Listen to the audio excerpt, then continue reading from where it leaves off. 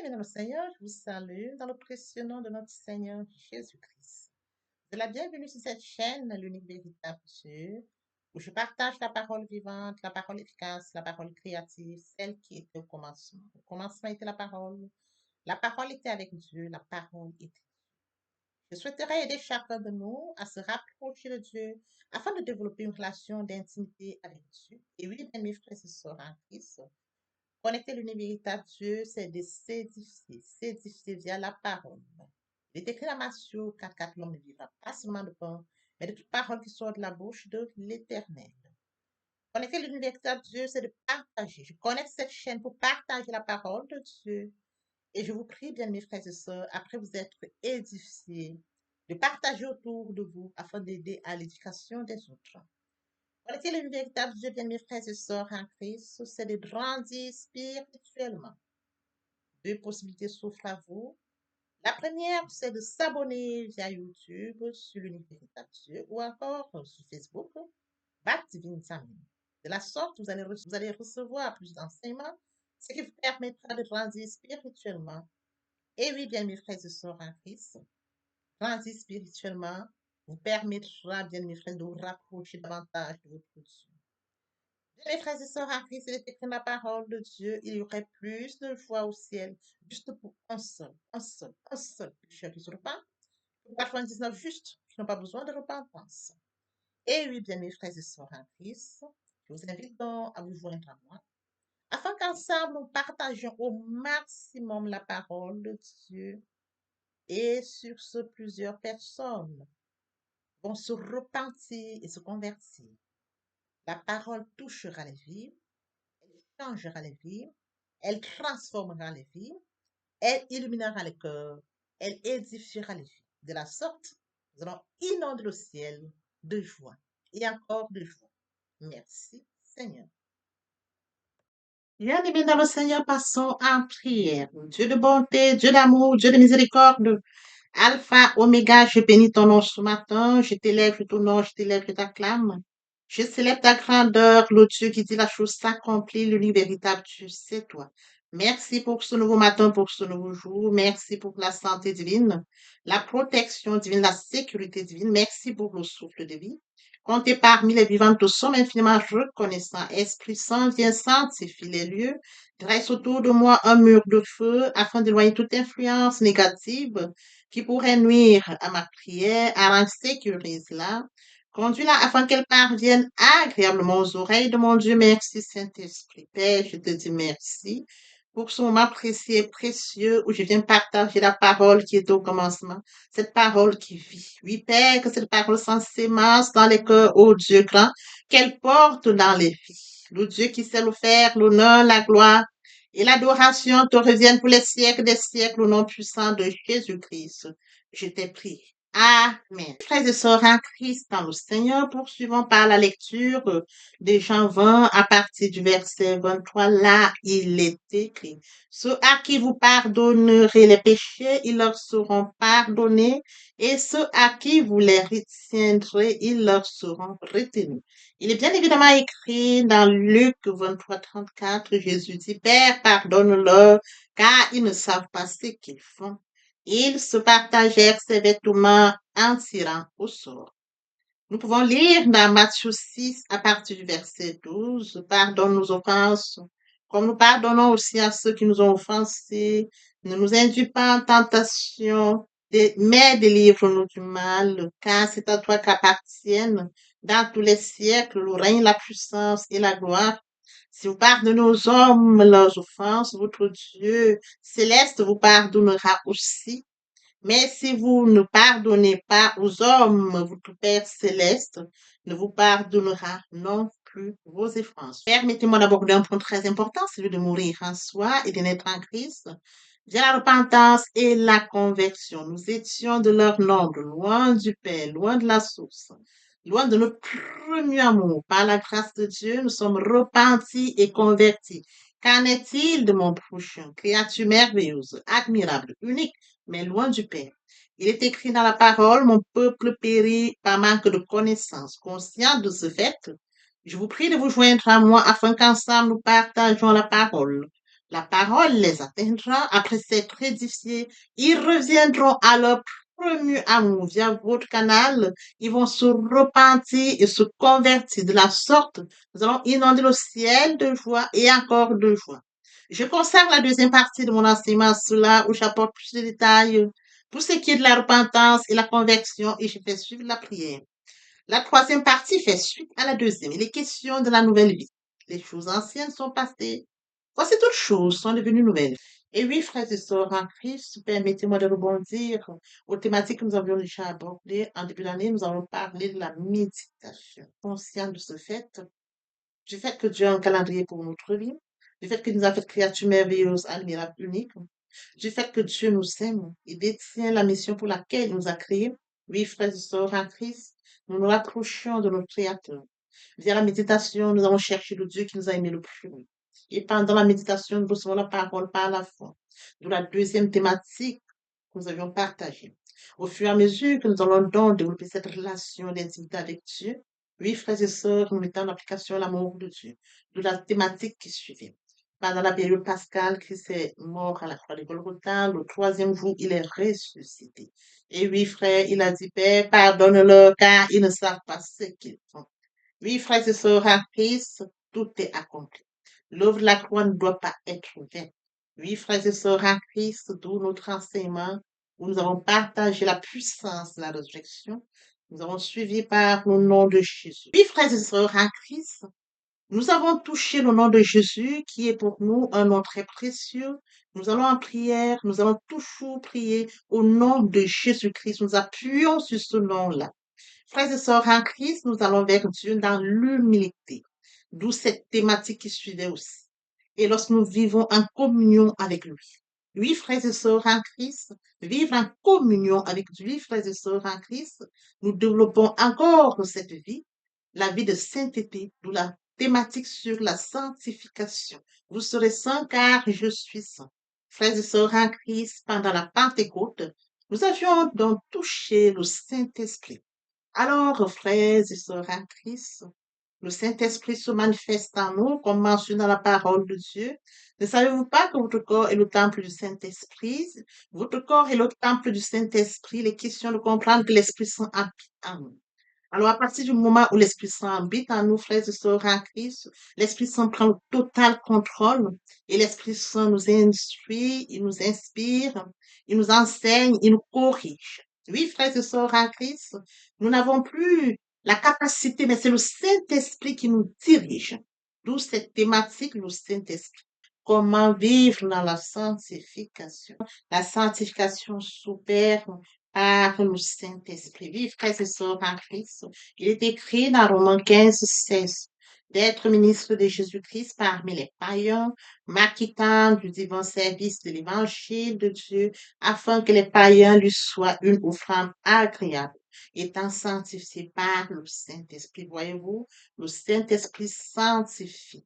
Nous pouvons bien évidemment écrire dans 1 Corinthiens 6, 11, et c'est là ce que vous étiez quelques-uns de vous. Mais vous aviez été lavés, mais vous aviez été sanctifiés, mais vous avez été justifiés au nom du Seigneur Jésus-Christ par l'Esprit de notre Dieu. Nous étions de leur nom. Nous étions comme eux, loin du Père, loin de la source, loin de notre premier amour. Mais par la grâce de Dieu, nous avions été lavés, nous avions été sanctifiés, nous avions été justifiés au nom du Seigneur Jésus-Christ et par l'Esprit de notre Dieu. Frères et sœurs en Christ, notre sanctification n'est pas encore achevée. Frères et sœurs en Christ, nous avons quelques Dieu. Un Dieu trois fois saint, vous serez saint car je suis saint. Pour la thématique sur la sanctification. Oui, frères et sœurs en Christ, dans le Seigneur, pendant la période de la Pentecôte, nous avions donc touché cet enseignement qui porte sur le Saint-Esprit. Ne savez-vous pas que votre corps est le temple du Saint-Esprit? Le temple du Saint-Esprit est un lieu saint. Oui, frères et sœurs, conscients du fait que notre corps est le temple du Saint-Esprit et que nous avions Dieu qui vient à nous, frères et sœurs en Christ, le temple du Saint-Esprit est un lieu saint. Nous devons vivre donc dans la sainteté. D'où cette thématique-là. Frères et sœurs en Christ, après cela, nous avions abordé la thématique sur le pardon. une thématique très importante. Pourquoi? Parce qu'elle nous permettra de rentrer dans celle-ci que nous abordons aujourd'hui. Parce que la parole de Dieu dit, lorsque vous allez devant le Père, si vous allez vous rendre compte que vous avez péché, il faudrait que vous alliez d'abord demander ou alors accorder le pardon à celui ou à celle qui vous a offensé et de venir donc revenir donc en prière ou alors revenir vers le Père. Nous avions abordé cette thématique qui portait sur le pardon. Aujourd'hui, donc, frères et sœurs en Christ, en fait, toutes ces thématiques que nous avions abordées, elles seront très utiles. En ce sens que nous allons donc, par notre démarche, comme nous avons connaissance de la parole de Dieu, nous connaissons Dieu, nous l'avons connu au fur et à mesure que nous avons développé cette relation d'intimité via la méditation de sa parole, nous mangeons la parole, nous buvons la parole, nous allons dans l'humilité devant Dieu, oui, frères et sœurs en Christ, nous vivons dans la sainteté, la sanctification le plus longtemps que nous sommes en communion avec lui, frères et sœurs en Christ, la purification intérieure se met en route. Alors, aujourd'hui, nous allons donc parler à ce Dieu trois fois saint. Vous serez saint car je suis saint. Nous allons lui parler, frères et sœurs en Christ, dans l'humilité. Et lorsque nous allons parler à Dieu, il faudrait que nous puissions nous examiner.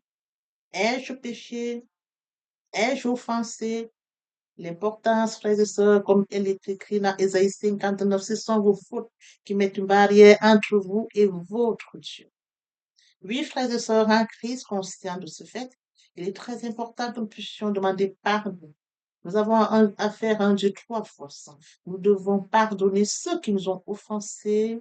Et frères et sœurs en Christ, nous devons bien évidemment demander pardon pour ceux que nous avions offensés afin que notre relation avec Dieu soit maintenue, afin que lorsque nous allions dans le lieu secret, entre dans ta chambre, parle à ton Père qui est dans le lieu secret, le Dieu du lieu secret te répondra. Oui, frères et sœurs en Christ, ce sont nos fautes qui mettent une barrière entre nous et notre Dieu. Donc, il faudrait que nous soyons très attentifs, que nous puissions vivre dans la sainteté et de fuir le péché, pour garder cette relation avec Dieu.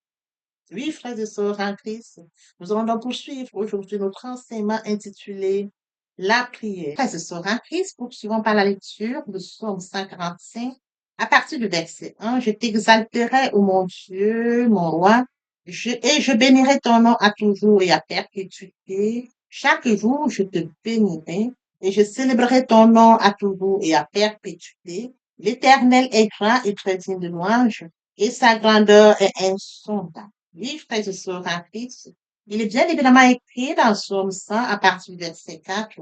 Entre dans ses portes avec des louanges, dans ses parvis avec des cantiques. Célébrez-le, bénissez son nom, car l'Éternel est bon, sa bonté dure toujours, et sa fidélité de génération en génération. Frères et sœurs en Christ dans le Seigneur, aujourd'hui, nous allons partager notre enseignement intitulé La prière. Le point qui retient notre attention ce matin, frères et sœurs en Christ, c'est de comprendre comment nous devons prier en suivant cette indication. Comment nous devons prier afin que notre prière soit porteuse, que notre prière soit exaucée. Comment nous devons rentrer en prière afin que nos prières parviennent au Père. Oui, frères et sœurs à Christ, je vais les aborder par étapes de manière successive et toutes ces étapes seront expliquées et que nous puissions comprendre, frères et sœurs à Christ, comment nous pouvons rentrer en prière afin que nos prières parviennent au Dieu trois forces. Afin que nous comprenions comment nous pouvons rentrer en prière et que nos prières parviennent à notre Dieu, à l'alpha, l'oméga, au début, la pointe de l'épouse. Il est très important de comprendre comment est-ce qu'on va en prière, comment est-ce qu'on élève la prière, comment est-ce qu'on pourra élever la prière et que la prière parvienne à Dieu. Oui, frères et sœurs en Christ, je vais l'aborder de manière progressive. Et cela nous permettra, frères et sœurs en Christ, dans la compréhension, notre prière sera riche, notre prière sera porteuse, notre prière sera exaucée. Premièrement, frères et sœurs, lorsque nous entrons en prière, il faut tout d'abord remercier. Oui, frères et sœurs, il est très important de remercier Dieu parce que nous avons affaire à un Dieu grand, à un Dieu puissant, à l'alpha, l'oméga, le début, la fin de toutes choses. Oui, frères et sœurs, en Christ, nous devons rendre grâce à Dieu.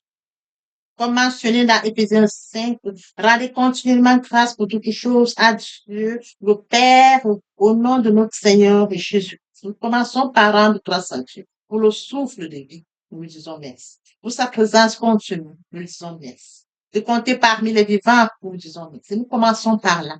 Oui, frères et sœurs, lorsque nous entrons en prière, commençons par remercier Dieu. C'est très important. Frères et sœurs, commençons par remercier Dieu. Remercions Dieu, frères et sœurs, en Christ. Parce qu'il dit, nous devons lui rendre grâce continuellement, qu'importe les situations, qu'elles soient bonnes ou mauvaises, nous devons rendre grâce à Dieu. Oui, frères et sœurs en Christ, remercier Dieu, c'est rendre grâce à Dieu continuellement face à toutes les choses. Nous commençons par ça. Nous commençons par rendre grâce à Dieu. Ça, c'est le premier point. Et lorsque nous poursuivons, frères et sœurs en Christ, après que nous ayons rendu grâce à Dieu, frères et sœurs en Christ, il faut reconnaître la grandeur de Dieu. Frères et sœurs en Christ, nous poursuivons par le deuxième point, celui de reconnaître Dieu comme Père, c'est de l'adorer, de bénir son nom. Nous reconnaissons le Dieu grand. Nous reconnaissons l'alpha, l'oméga. Nous reconnaissons le début, la fin de toutes les choses. Oui, frères et sœurs, nous allons devant. Nous allons commencer par remercier. Maintenant, nous allons l'adorer. Nous reconnaissons combien de fois il est grand. Frères et sœurs en Christ, il est très important pour nous d'aller marquer cela. Après le remerciement, nous devons reconnaître le Dieu Tout-Puissant. Nous pouvons appeler Dieu Père. Cela crée une plus grande proximité, une plus grande intimité entre nous. Ceci nous donne plus d'assurance à l'église. Oui, frères et sœurs en Christ, nous l'appelons Père. Et nous entrons maintenant, frères et sœurs en Christ. Ensuite, nous devons l'adorer. L'adorer, c'est de dire combien il est saint, combien il est grand. Oui, frères et sœurs en Christ, il est important que cela vienne du plus profond de notre cœur et non du bout des lèvres, parce que Dieu regarde au cœur. Vous me cherchez, vous me trouverez. Si vous me cherchez de tout votre cœur, il regarde au cœur. Oui, frères et sœurs en Christ, Dieu le rappelle dans Jérémie 29, 13, qu'il regarde au cœur. Donc, quand nous allons donc maintenant, frères et sœurs en Christ, l'adorer conditionne ainsi l'atmosphère à la manifestation de la grâce de Dieu. Voyez-vous? Comme je l'ai mentionné comme premier point, il faut remercier Dieu. Comme deuxième point, frères et sœurs en Christ, il faut l'adorer. Il est écrit dans Exode 15, 11, qui est comme toi parmi les dieux éternels, qui est comme toi, magnifique en sainteté digne de louange, opérant des miracles. Nous avons un Dieu magnifique. Nous avons affaire à un Dieu magnifique. Nous avons affaire à un Dieu puissant. Comme mentionné dans Exode 15, 11, qui est comme toi parmi les dieux éternels, qui est comme toi. Magnifique en sainteté, digne de louange, opérant des prodiges, qui se comprennent.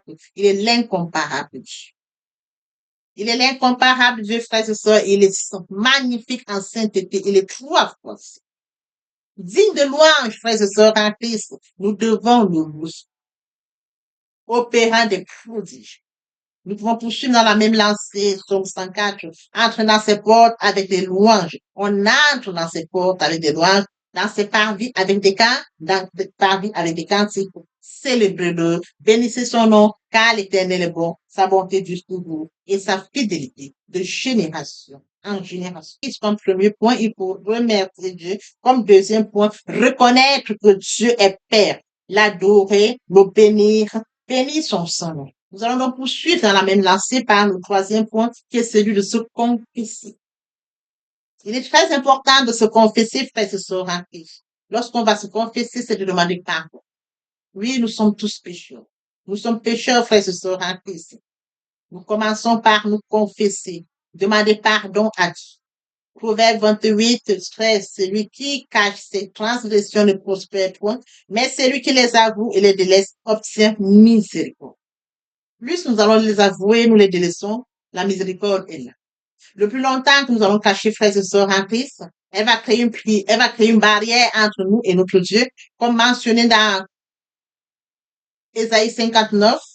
Là, il est écrit, ce sont nos fautes qui mettent une barrière entre nous et notre Dieu. Voyez-vous? Il est très important quand nous allons en prière, premièrement, nous allons d'abord remercier Dieu, par la suite l'adorer, manifester la grandeur de Dieu, par un troisième point, frères et sœurs, se confesser, afin de pouvoir, frères et sœurs, libérer. S'il y a des barrières entre nous et notre Dieu, frères et sœurs, que ces barrières soient brisées. Sinon, notre prière ne pourra pas monter. Notre prière ne pourra pas non seulement être montée, encore moins exaucée. Pourquoi? Parce qu'il y a une barrière qui se dresse entre nous et notre Dieu. d'où l'importance, frères et sœurs, de la confession. Lorsque nous poursuivons dans la même lancée, frères et sœurs en Christ, comme quatrième point maintenant, après qu'on ait demandé pardon, on invoque la présence du Saint-Esprit. Parce que l'Esprit Saint vient dans une atmosphère, dans un lieu. Il faudrait que nous puissions nous détacher des faux, nous détacher de ces péchés et de permettre qu'en sorte que l'Esprit Saint puisse s'installer. Oui, frères et sœurs en Christ, l'Esprit Saint, qui est la troisième personne de la Trinité. Oui, frères et sœurs en Christ, l'Esprit Saint est un don mystérieux de Dieu qui agit dans la vie de chacun. Il rend fort dans l'épreuve, libère du doute, rend joyeux et confiant. L'Esprit Saint est donné lors du baptême.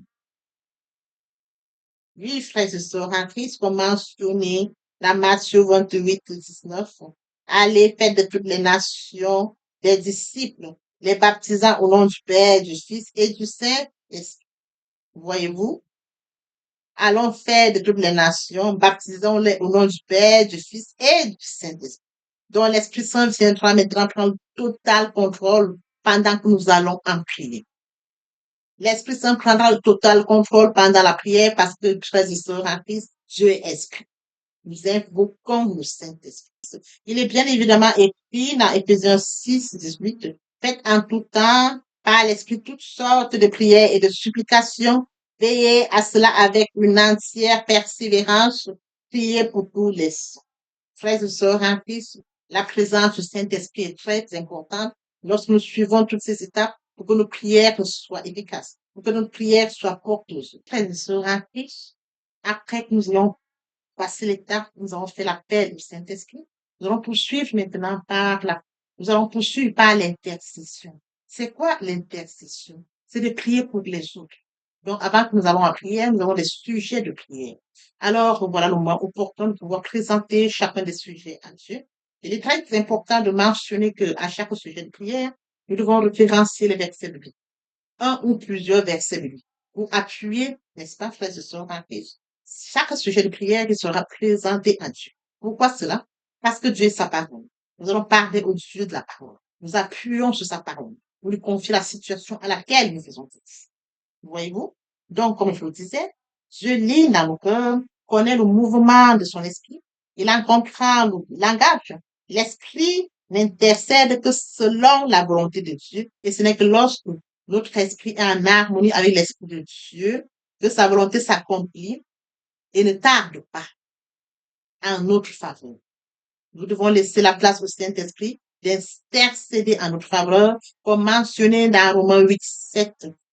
Et celui qui sonde les cœurs connaît quelle est la pensée de l'esprit, parce que c'est selon Dieu qu'il intercède en faveur des saints. Oui, frères et sœurs en Christ, la prière d'intercession, c'est simplement prier pour les autres. Frères et sœurs, si nous retirons au personnage biblique, dans l'Ancien et le Nouveau Testament, qui ont prié pour les autres, c'est-à-dire intercéder, nous avons Abraham, Moïse, David, Samuel, Ézéchias et Jérémie, Ézéchiel, Daniel. Oui, frères et sœurs en Christ, dans le Nouveau Testament, nous avons notre Seigneur Jésus-Christ comme l'intercesseur ultime.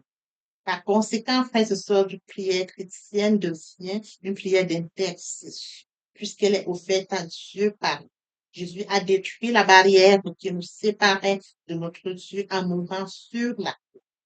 Grâce à sa médiation, nous pouvons à présent intercéder pour d'autres chrétiens ou pour les perdus et demander à Dieu d'exaucer leurs requêtes selon sa volonté. Oui, frères et sœurs en Christ, comme mentionné dans 1 Timothée 2,5, en effet, il y a un seul Dieu, il y a aussi un seul médiateur entre Dieu et les hommes, un homme, Jésus-Christ. C'est le médiateur entre nous et Dieu. Oui, frères et sœurs, lorsque nous acceptons Jésus notre Seigneur et Sauveur, oui, frères et sœurs en Christ, nous acceptons le nom de la foi. Il a dit, Père, pardonne-leur car ils ne savent pas ce qu'ils font. Oui, frères et sœurs en Christ, après la mort de Christ, il nous a dit, je ne vous laisserai pas seuls.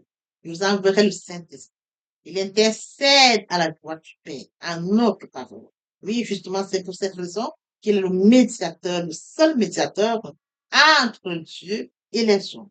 Oui, frères et sœurs, comme mentionné bien évidemment dans Romains 8, 34, qui les condamnera, qui s'est mort bien plus. Il est ressuscité, il siège à la droite de Dieu, il intercède. Nous ne serons plus condamnés. Parce que Jésus-Christ est à la droite du Père, il intercède en notre faveur, comme mentionné dans Romains 8, 34. Dans Jacques 5, si quelqu'un, Jacques 14, 5, 14, 16, quelqu'un parmi vous est-il malade, qu'il appelle les anciens de l'Église et que ces anciens prient pour lui, envoyant d'huile au nom de Jésus-Christ de Nazareth. Les frères et sœurs, là aussi on comprend la prière d'intercession dans une église. Les anciens ont cette capacité d'élever la voix afin que le malade puisse retrouver sa guérison. Oui, frères et sœurs en Christ, la prière de la foi sauvera le malade et le Seigneur le relèvera et s'il a commis des péchés, il lui sera pardonné. Donc, l'intercession est une partie importante. Frères et sœurs en Christ dans le Seigneur. Lorsque nous poursuivons, l'intercession est aussi une partie importante. Lorsque nous poursuivons suivant les étapes, oui, frères et sœurs en Christ, vient dans le moment où nous allons prier pour soi-même. Nous allons donc confier notre sujet à Dieu. Il est question de parler avec Dieu. Il est question de parler avec notre Dieu sincèrement, de nous ouvrir à lui, de lui parler librement, de lui poser notre problème.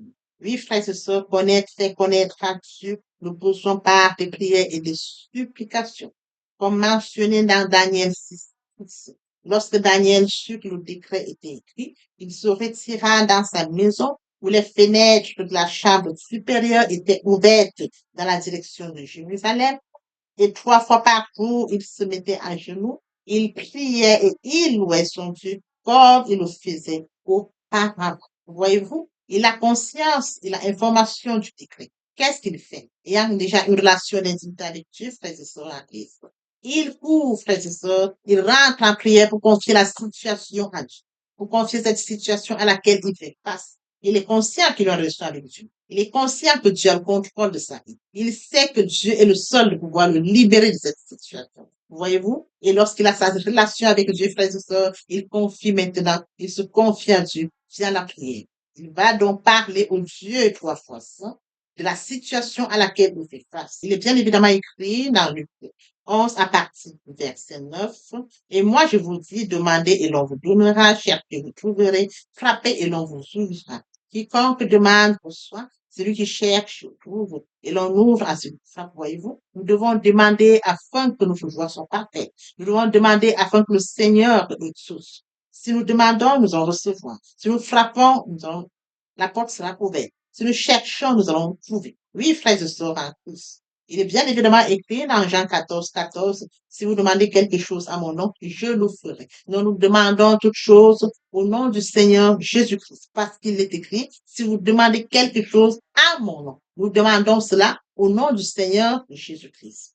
Il est bien évidemment écrit, frères et sœurs, dans Jean 16, 24.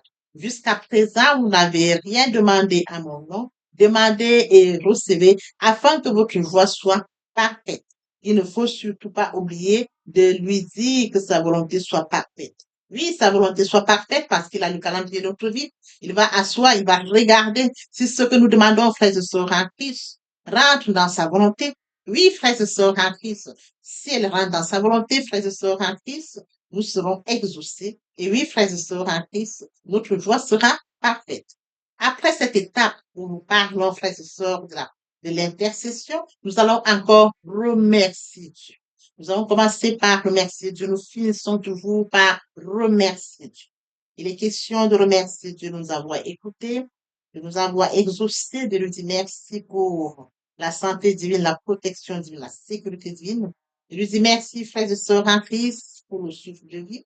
De lui dire merci pour tout ce qu'il fait, pour le contrôle qu'il assure, et encore plus. Il est mentionné dans 1 Thessaloniciens 5, à partir du verset 5. Soyez toujours joyeux, priez sans cesse, remerciez Dieu en toute occasion, toute occasion. C'est ce qu'il attend de vous qui êtes unis en Papa, je t'aime. Papa, je t'aime. Oh, papa, je t'aime. Tu es mort, papa. Papa, je t'aime. Papa, je t'aime. Oh, papa, je t'aime. Tu es. C'est sûr pour nous d'acter la foi. Il est question pour nous de comprendre, comme le point précédent, de manifester le surnaturel dans le naturel. La foi joue un rôle très important. Nous allons acter notre foi. Comme mentionné, la foi est une ferme assurance des choses qu'on espère. C'est-à-dire, la chose ne s'est pas encore réalisée. Elle ne s'est pas encore manifestée. La chose est encore dans l'invisible. Elle est encore dans le surnaturel. Il faut que la chose se manifeste dans le naturel. D'où la foi. Voyez-vous? Oh, la foi est une ferme assurance des choses qu'on espère, une démonstration de ce qu'on voit. Il faudrait qu'elle se démontre du surnaturel dans le naturel. Oui, frères et sœurs en Christ. Ainsi, la foi vient de ce qu'on entend. Ce qu'on entend vient de la parole de Dieu. Donc, de la parole de Dieu, frères et sœurs en Christ. Toute chose vient par là. Nous allons donc déclencher tout sur base de la parole. Même lorsque nous allons en prière, frères et sœurs en Christ, nous appuyons sur la parole. Nous appuyons sur la parole, nous sortons la foi pour manifester le surnaturel dans l'eau naturelle. Oui, frères et sœurs en Christ, sans l'exercice de la foi, personne ne peut être agréable à Dieu. Or, sans la foi, oh, la foi s'exerce dans la prière et c'est à celui qui croit que tout devient possible. Oui, frères et sœurs en Christ, pour résumer notre enseignement de ce jour, pourquoi devons-nous prier? Parce que Dieu nous a créé le premier, nous a aimé le premier, parce que nous devons garder cette relation d'intimité avec Dieu. Oui, frères et sœurs en Christ. Pourquoi devons-nous prier? Parce qu'il faudrait que nous puissions grandir spirituellement. Pourquoi devons-nous prier? Parce que nous devons grandir spirituellement. Pourquoi devons-nous prier? Parce que nous devons rencontrer Dieu. Pourquoi devons-nous prier? Parce qu'il faudrait, frères et sœurs en Christ, exercer notre foi. Voyez-vous, ces points sont très importants en ce sens. Les uns comme les autres nous permettent, frères et sœurs, de rester connectés, nous permettent de grandir spirituellement, nous permettent, frères et sœurs en Christ, de rencontrer Dieu via la prière, nous permettent d'exercer notre foi, oui, frères et sœurs en Christ, de permettre également de manifester le surnaturel dans le naturel, parce que nous avons affaire à un Dieu omniscient, omnipotent, omniprésent, toute chose étant surnaturelle, spirituelle. Il faudrait que toutes ces choses, frères et sœurs en Christ, qui sont spirituelles, nous puissions acter notre foi, nous rapprocher les yeux, élever la voix, afin que ces choses surnaturelles, frères et sœurs, se manifestent dans le naturel, de par cette relation d'intimité, via la prière. Ah, je t'aime, papa, je t'aime, oh, papa, je t'aime. Tu es mon papa.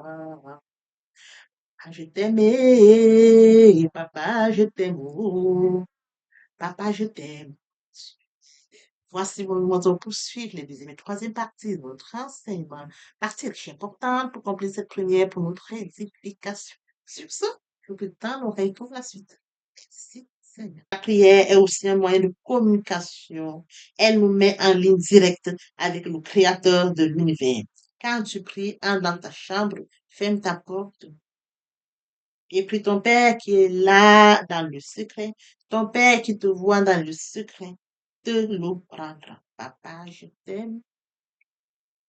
Papa, je t'aime. Oh, papa, je t'aime.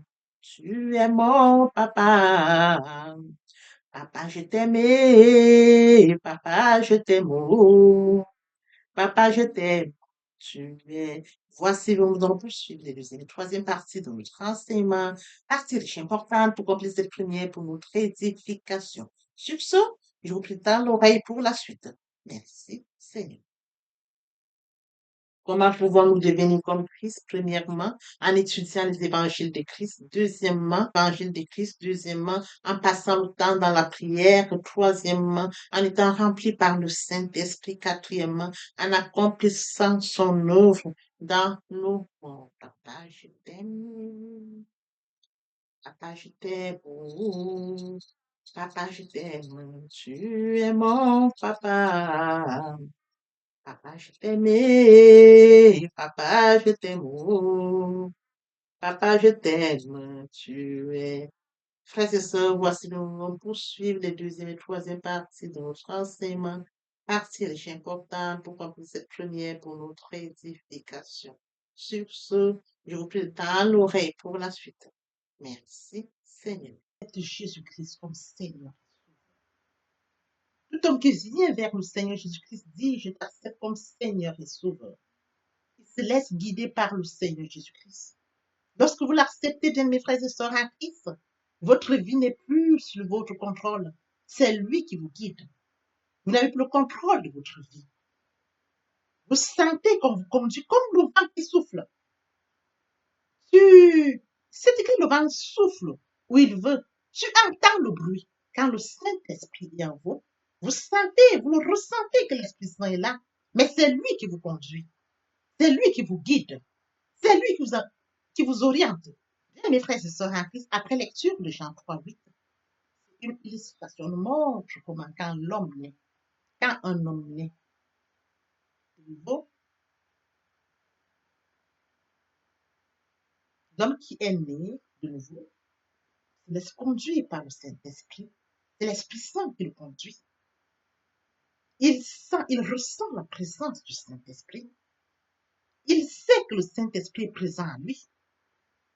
Il n'a plus le contrôle, mais c'est le Saint-Esprit qui le guide. Comme mentionné ici, le vent souffle où il veut. Tu entends le bruit, mais tu ne sais d'où il vient, d'où il va. L'Esprit Saint s'installe. Il prend le contrôle, c'est écrit. Votre corps est le temple du Saint-Esprit. Et oui, bien mes frères et sœurs en Christ, c'est écrit. Votre corps est le temple du Saint-Esprit. L'Esprit Saint habite en vous. Il prend le total contrôle. Il vous guide. Il vous oriente. Il se manifeste en vous. Le Seigneur Jésus-Christ a dit, je ne vous laisserai pas seul. Je vous enverrai le consolateur, l'Esprit Saint. Quand il habite en vous, il a le total contrôle. Il se manifeste. Ce n'est plus vous qui prenez le contrôle, mais c'est le Saint-Esprit qui prend le contrôle. C'est lui qui vous guide. C'est lui qui vous oriente. Oui, bien, mes frères et sœurs, en Christ est assis à la droite du Père. Il intercède en notre faveur. Il ne nous a pas laissés seuls. Le Saint-Esprit qui est en nous prend la suite, prend la relève, nous conduit, nous guide, nous oriente, se manifeste au-dedans de nous. Et oui, bien, mes frères et sœurs en Christ, il en est ainsi de tout homme qui est né en esprit. Poursuivons avec notre enseignement de ce jour. Et oui, bien, mes frères et sœurs en Christ, il en est ainsi de tout homme qui est né en esprit. Poursuivons par la lecture de Actes 26:8. Quoi nous semble-t-il incroyable que Dieu ressuscite les morts? Oui, bien, mes frères et sœurs en Christ, Dieu a ressuscité son Fils Jésus-Christ. Il est ressuscité le troisième jour. Oui, bien, mes frères et sœurs en Christ, nous sommes dans la gloire de Christ. Nous allons de gloire en gloire. Christ est mort sur le Golgotha et il est passé de la mort à la vie. Ce passage nous en bénéficions. Avec lui, nous sommes assis à la droite du Père. C'est écrit. Bien, mes frères et sœurs en Christ, nous devons être conscients que Dieu a tant aimé le monde qu'il a donné son Fils unique, afin que quiconque croit en lui ne périsse point, mais qu'il ait la vie éternelle. Oui, bien, mes frères et sœurs, lorsque nous acceptons Jésus-Christ comme Seigneur et Sauveur, lorsque nous passons par la repentance et la conversion, nous passons à une autre vie. Nous changeons le centre de gravité de notre vie. Nous tournons vers notre vie, vers le Seigneur Jésus-Christ. Nous laissons le contrôle de notre vie entre les mains du Seigneur Jésus-Christ. L'Esprit Saint prend le contrôle et se manifeste, tel que mentionné dans Jean 3:8. Le vent souffle où il veut. Et tu entends le bruit, mais tu ne sais d'où il vient, ni d'où il va. Il en est ainsi de tout homme qui est né de l'Esprit. L'herbe sèche, la fleur tombe. Il en est ainsi de tout homme qui est né de l'Esprit. L'herbe sèche, la fleur tombe, mais la parole de Dieu demeure éternelle. Papa, je t'aime. Papa, je t'aime. Oh. Papa, je t'aime. Tu es mon papa. Papa, je t'aime. Papa, je t'aime. Oh. Papa, je t'aime. Tu es mon bien-aimé et mon Dieu. Et mon Dieu. Et mon Dieu. Oui, bien, mes frères et sœurs en Christ, le moment est venu pour nous de poursuivre avec les deuxième et troisième parties de notre enseignement. Partie qui vient de compléter cette première pour notre édification. Se repentir, c'est regretter, c'est sans vouloir, c'est pleurer. La repentance est un changement d'attitude, se détourner de son mal pour se tourner vers Dieu. Venez, plaidons, dit le Seigneur, si vos péchés sont comme le cramoisi, ils deviendront blancs comme la neige. S'ils sont comme la poupe, ils deviendront comme la laine. Se convertir, c'est le fait de déplacer le centre de gravité de ma vie ancienne vers mon Dieu. Se convertir, c'est de croire en Jésus-Christ. En un mot, nous pouvons dire que la conversion accompagne la repentance. Lorsque les cœurs se convertissent, le voile est ôté. Or, le Seigneur, c'est l'Esprit. Là où est l'Esprit du Seigneur, là est la liberté. Pour toutes les personnes qui ne se sont pas encore engagées à suivre le Seigneur, pour ceux qui se sont engagés, et qui auraient,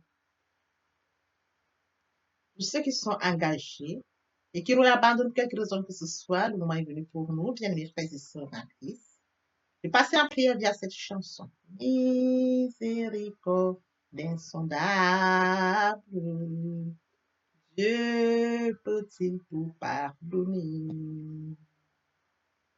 Absoudre si coupable et mes péchés oubliés. Jésus, je viens à toi, tel que je suis, je viens à toi. Jésus, je viens à toi, tel que je suis, papa. Ah, répétez après moi la prière, Seigneur Jésus. Je m'engage à te suivre tes souffles. Je sais que tu es mort sur la croix de Golgotha. Le troisième jour, tu es ressuscité afin que je sois justifié. Merci, Père, pour l'œuvre de la foi. Merci pour l'amour que tu as manifesté au travers de ton Fils. Merci, Seigneur, pour le salut de mon âme. Merci pour avoir sauvé mon âme. Amen. Notre Père Céleste, merci pour les âmes précieuses. Merci pour l'engagement que tu leur donnes. Mon Dieu, mon roi, je te prie de veiller, de conduire afin qu'ils y restent. Dieu qui sait faire, qui peut faire, je laisse entre tes mains. L'honneur, la gloire, l'adoration te reviennent pour les siècles des siècles. Au nom puissant de Jésus-Christ, je t'ai prié. Amen. Oui, bien, mes frères et sœurs en Christ dans le Seigneur, après cette sincèrement repentie et converti, il faut y rester, il faut y demeurer. Comment le faire? Premièrement, invoquer le Saint-Esprit. L'Esprit Saint prendra contrôle durant la méditation. Poursuivra la lecture du verset ou du texte qui servira d'appui durant la méditation. Matthieu 4, 4, l'homme ne vivra pas seulement de pain, mais de toute parole qui sort de la bouche de l'Éternel. Méditer la parole, c'est l'approfondir, c'est la mûrir, c'est aller en réflexion profonde. Ce livre de la loi ne s'éloigne point de toi, médite-le jour et nuit. Que ce livre de la loi ne s'éloigne point de toi, médite-le jour et nuit. Après avoir médité la parole, nous devons recevoir la parole. Recevoir la parole via la foi. La foi est une ferme assurance des choses qu'on espère, une démonstration de celles qu'on ne voit pas. La foi vient de ce qu'on entend. Ce qu'on entend vient de la parole de Dieu. De par conséquent, la foi vient de la parole de Dieu. Recevoir la parole via l'obéissance. L'obéissance veut mieux que le sacrifice. Et l'observation de sa parole vaut mieux que la rébellion. Après cela, bien aimé, il faut mettre en pratique la parole. On donne tout ce qu'on reçoit. Et oui, bien